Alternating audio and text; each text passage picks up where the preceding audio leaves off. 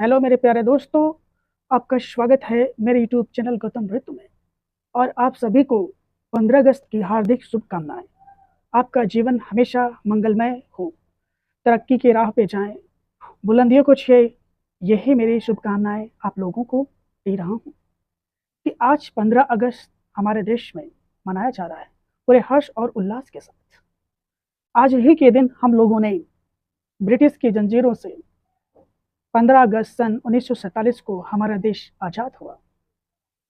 जब हमारा देश आज़ाद हुआ तो उस समय हमारे पास आज़ादी के सिवा कुछ नहीं था। जिस पर हम अभिमान कर सकते थे वो थी आज़ादी, क्योंकि आज़ादी पाना बहुत ज़रूरी था हमारे देश के लिए। क्योंकि जब व्यक्ति आज़ाद नहीं होता है, जब वो किसी के अधीन होता है, तो वो अपनी तरक्की कभी नहीं कर सकता है।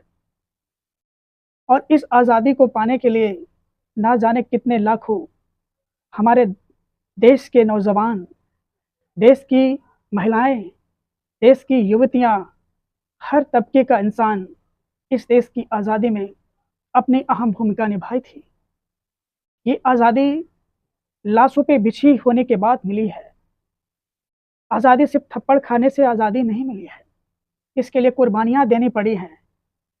नवयुवकों को फांसी को चूमते हुए उन्होंने मौत को गले लगा लिया। कितनी माताओं बहनों ने अपने माथे के सिंदूर पोंछ दिए, हाथ की चूड़ियां टूट गईं। आज़ादी ऐसे नहीं मिली है। लेकिन आज़ादी का जो वास्तविक अर्थ है, जो आज हम देख रहे हैं, अगर हम खुद से प्रश्न करें, खुद से जवाब तलाशें, क्या आज हम पूर्ण रूप से आज़ाद हैं? क्या हमने आज़ादी वास्तव में पाली? हमारे शेर हिंद सरदार भगत सिंह ये कहते थे, अंग्रेज से तो आप आज़ाद हो जाओगे, ये मैं आश्वासन देता हूँ, लेकिन मेरा देश जिस राह पे जा रहा है, क्या वो वास्तव में आज़ाद भारत होगा? वो चाहते थे कि मेरा भारत देश एक ऐसा देश हो जहाँ समानता से इंसान रहे, वहाँ पर कोई नफरत ना रहे, धर्म जाति भेदभाव से हमारा देश ना बटे। उनका ये वक्तव्य, उनका जो दूरदर्शी ये जो विचार थी, आज वो सच साबित हुई। आज देश में जाति पाति भेदभाव धर्म आदि से लोग जकड़े हुए हैं। वो चाहते थे कि मेरा जो देश होगा एक सुनहरा देश होगा जहाँ हर कोई आज़ाद होगा। तो यही मैं आपको याद दिलाना चाहता हूँ, क्या आज वास्तव में हम सब आज़ाद हैं या नहीं? खुद से प्रश्न करिए, क्योंकि आज हम अंग्रेज से तो आज़ाद हैं, या भली भांति जाते हैं, और इसी वजह से हर साल हम मात्र एक दिन उन वीर शहीदों को याद करते हैं, फिर 364 दिन उनको फिर याद नहीं करते हैं। क्या ये वास्तव में आज़ादी हुई? क्या इसे आज़ादी का कहोगे? आज़ादी एक पर्व बन गया है, लेकिन ये पर्व नहीं है। ये उनकी शहादत पे बलिदान दिया है जो उन्होंने, उनकी एक याद है, स्मृति है कि देखो अपने देश के लिए मर मिटने के लिए कितने बेताब थे। आज़ादी पाने के लिए वो अपने लिए आज़ादी नहीं चाहते थे, वो आज आने वाली पीढ़ी के लिए आज़ादी चाहते थे।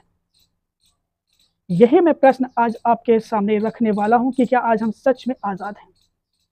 तो मेरा जवाब होगा बिल्कुल नहीं। आज हम पूर्ण आज़ाद नहीं है। आज आज़ादी का मतलब मैं तुम्हें बताऊंगा कि क्या आज़ादी है, कैसे आज़ाद है आज। जैसा आप सभी जानते हैं कि हमारा देश 15 अगस्त सन 1947 को अंग्रेजियों की बेड़ियों से मुक्त हुआ, स्वतंत्र हुए, सब जगह खुशियां मनाई गई और हर साल भी मनाया जाता है। लेकिन यह प्रश्न आ जाता है असली आज़ादी की। जब से हम आज़ाद हुए हैं, क्या हमने ये कभी सोचा कि हमारा देश भ्रष्टाचार मुक्त देश होगा, भ्रष्टाचार आज़ाद होगा, यानी कि भ्रष्टाचार से आज़ाद भारत होगा, तानाशाही नौकरशाही से आज़ाद होगा, धर्म जाति पंथ भेदभाव से आज़ाद होगा देश?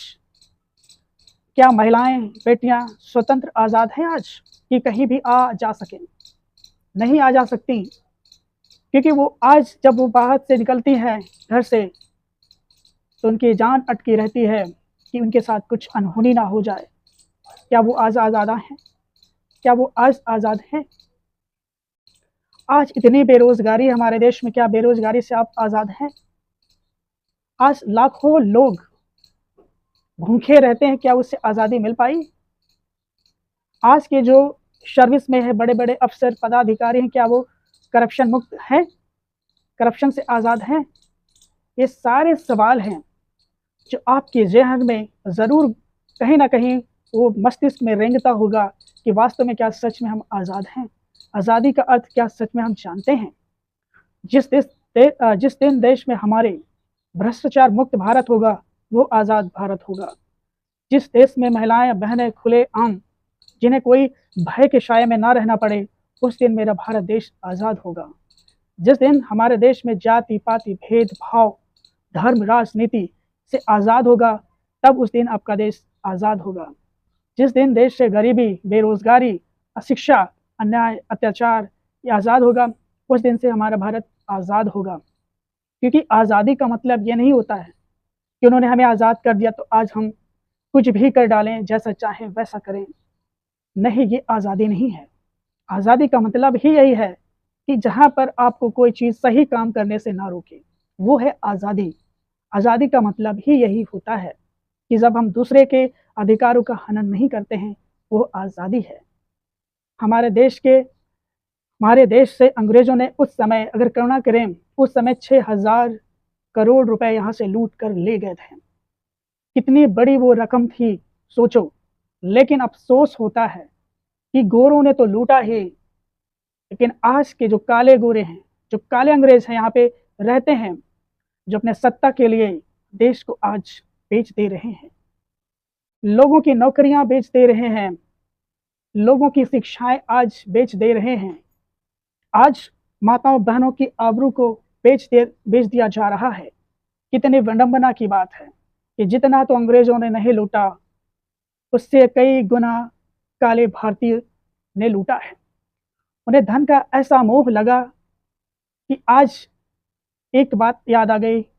सरदार भगत सिंह ने कहा था कि ये भारत जब आज़ाद होगा, अगर ये समुदाय धर्म जाति पंथ में अगर बढ़ गया, तो पूरा आश्वस्त करते थे कि हमारा देश देखिएगा, जो अमीर है वो अमीर होता चला जाएगा, जो गरीब है वो गरीब होता जाएगा और उसका जीवन बद से बदतर हो जाएगा।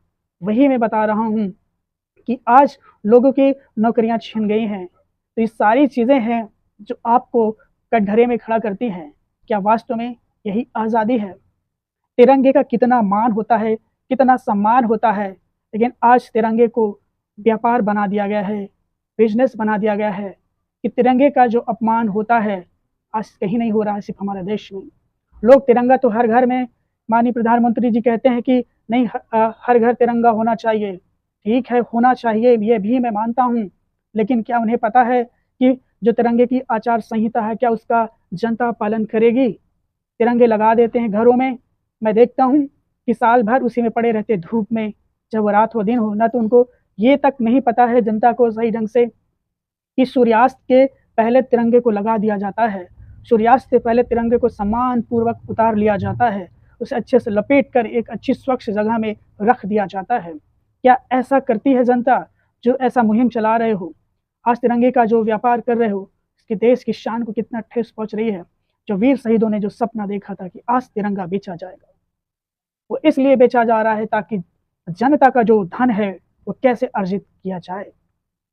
तिरंगा हमारा एक धरोहर है, वो उसकी शान है।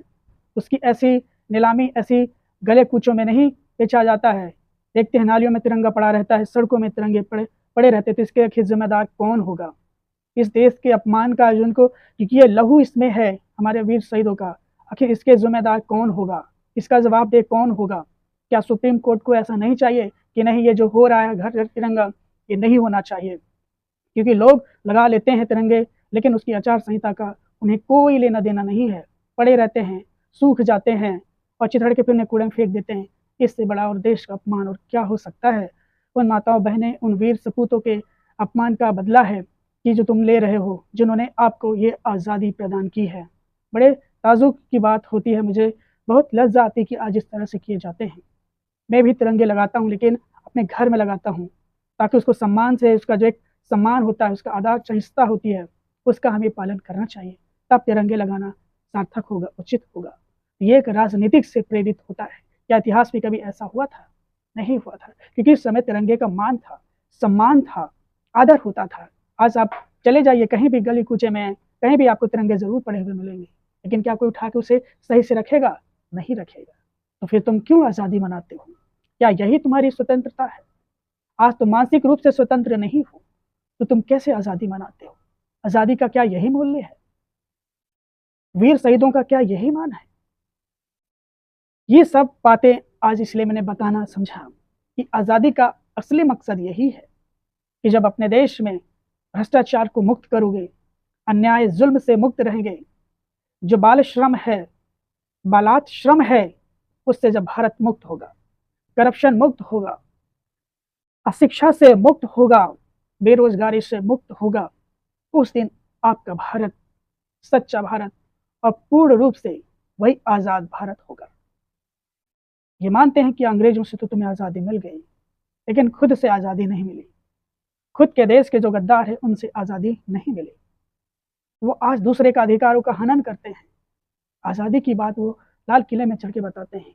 उन्हें क्या पता कि आज़ादी का असली मकसद क्या है, असली आज़ादी क्या है। कभी निकलो गरीब बस्ती में, देखो कि उनका जीवन यापन किस तरह से जूझ रहे हैं। आज अशिक्षा से घोर ग्रसित है, बेरोजगारी चर सीमा पर है, नौकरियां नव युवक आज सब बेरोजगार हैं। उनके पास ना तो कोई व्यवसाय करने का कोई तरीका है, ना ही व्यवसाय कोई प्रलोभन देती है सरकार के लोगों के लिए कोई कंपनियां कारखाने खुलवाए जाएं। हाँ, मंदिर जरूर बनवाए जाते हैं, क्योंकि उनसे रोजगार चलेगा, देश का, देश भविष्य की ओर चलेगा, उन्नति की ओर चलेगा। कितनी विडंबना की बात है कि विदेशों में फैक्ट्रियां बनाई जाती हैं, कंपनियां बनाई जाती हैं, ताकि उससे हजारों लाखों लोगों को रोजगार मिल सके, उनकी दैनिक स्थिति में सुधार हो। मगर हमारे यहाँ कर्मकांडों, पूजा पाठ, अज्ञानता में लिप्त रहते हैं। क्या यही भारत है तुम्हारा? क्या तुम्हारा यही आज़ाद भारत है? ये आज़ाद भारत नहीं है। अगर आज़ाद भारत होता तो आज ये भारत और कहीं विश्व का सबसे समृद्ध और शक्तिशाली देश बनता। लेकिन अफसोस है उन वीर शहीद के बलिदानों का, जिन्होंने आहुति दी है।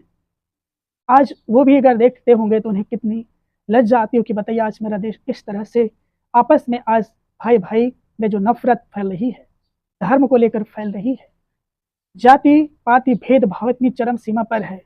क्या कहा जाए इस विनम्र भारत को कि मेरा भारत ऐसा भारत होगा? क्या यही आज़ादी है? खुद से प्रश्न करिए, सवाल करिए कि आज़ाद भारत ये नहीं है। लेकिन जिस दिन इससे मुक्त हो जाओगे, उस दिन तुम असली आज़ादी का आनंद उठाओगे। और इसके जिम्मेदार कहीं हम सब नागरिक भी होते हैं, क्योंकि हम सब शिक्षित होना नहीं चाहते, गलत राह पे चले देते हैं। ऐसा क्यों करते हैं? इसका कारण ही है घोर अशिक्षा, क्योंकि अशिक्षित समाज देश का विकास नहीं कर सकता है। आज़ादी का जो पर्व है उसका अर्थ अधूरा हो जाता है। आज हम मनाते हैं कितने हर्ष उल्लास से, इसको त्यौहार बना लिया है, इसको उन्होंने जश्न बना लिया है कि आज़ादी एक 15 अगस्त एक त्यौहार है, मनाते हैं, लेकिन इसके पीछे की वजह नहीं जानते हैं। बस उन्हें ये पता है कि आज हम आज़ाद हो गए हैं, अंग्रेजों से आज़ाद हो गए हैं, बस ये आज़ादी है। बट वो मूल आज़ादी को तो देख ही नहीं पा रहे हैं कि आज भी हम गुलाम हैं, अज्ञानता के गुलाम हैं, अशिक्षा के गुलाम हैं, जाति पाति भेदभाव के गुलाम हैं, धर्म के गुलाम हैं, भ्रष्टाचार के गुलाम हैं। तो जब गुलाम हैं अभी, तो अब कैसे आज़ाद हैं? इनसे आज़ाद होने के लिए आपको एक क्रांति लानी होगी, एक सैलाब लाना होगा। जुर्म के खिलाफ, जुल्म के खिलाफ आपको आवाज़ उठानी होगी, ताकि कोई ऐसी गुस्ताखी ना कर सके। आपने अक्सर सुना होगा कि लोग कहते नहीं मैं डीएम बनूंगा, डीएम बनूंगा तो देश का करप्शन को हटाने का प्रयास करूंगा, एक अच्छा प्रशासन व्यवस्थित करूंगा। और बेचारा गरीब होता है, और जिस दिन वो आईएएस बन जाता है, फिर कहाँ उसके जो ने वादा किया था, कहाँ वादा भूल जाता है। और जब ईडी के छापे पड़ते हैं तो पता चला कि इनके 2 साल में 25 करोड़ रुपए हो गए हैं। क्या इसीलिए तुमने डीएम बना था? करप्शन है, तुम देश का क्या विकास करोगे? तुम तो बस अपनी जेब भरना सीखते हो। ये सच्चाई है, इसे कोई झुठला नहीं सकता है।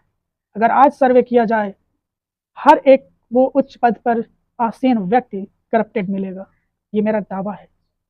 लेकिन यहाँ सब ऐसे नहीं होता है, यहाँ न्याय की मजाक उड़ाया जाता है, न्याय का घोर अन्याय किया जाता है, क्योंकि वो सोचते हैं कि यही सब कुछ है हमारे जीवन में, ऐश करो खाओ पियो, अब तो आज़ाद हैं हम, सर्विस मिल गई, अच्छे से ऐश कर रहे हैं। तुम्हें देश की सेवा के लिए चुना गया है। तुम्हारा कर्तव्य है कि इस देश को एक उन्नत भारत बनाने में सहयोग करें। दोस्तों, यही मेरा एक मात्र उद्देश्य था। आज मुझसे रहा नहीं गया कि आज मैं आज़ादी के वास्तविक स्वरूप को आपको अवश्य बताऊंगा, और आप कहीं ना कहीं ज़रूर सोचेंगे और आत्ममंथन करेंगे तो आप ज़रूर पाएंगे कि ये बात सत्य है। आज हम पूर्ण रूप से आज़ाद नहीं हैं। तो आप, मेरा सबसे यही दुआएं हैं, शुभकामनाएं हैं कि आप इसका आनंद लेते हुए अपने समाज के प्रति, अपने देश के प्रति और अपने प्रति हमेशा सजग रहें, हमेशा प्रयासरत रहें और जुर्म के खिलाफ आवाज़ उठाएं। क्योंकि उस समय के जो लोग होते थे, वीर शहीद नौजवान, उस सच्चाई को कभी दबने नहीं देते थे। प्राण भले चले जाएंगे लेकिन देश का शान मान आन कभी झुकने नहीं पाएगा। तो इसी के साथ दोस्तों, मेरा ये आपसे विनम्र निवेदन है कि आप ऐसे मुहिम समाज में करें ताकि हमारा देश एक उन्नत भारत, पूर्ण विकसित भारत, पूर्ण आज़ाद भारत बन सके। इसी के साथ मैं अपनी वाणी को विराम देता हूँ। एक बार फिर आपको 15 अगस्त की शुभकामनाएं। आप सकुशल मंगल रहें, यही मेरी रब से दुआ है कि हमारा देश दिन दूनी रात चौगी तरक्की करे, देश का हर नागरिक सक्षम बन सके ताकि वो आत्मनिर्भर बन सके। इसी के साथ अपने मित्र, सखा, दोस्त गौतम ऋतु को दीजिए इजाज़त। नमस्कार।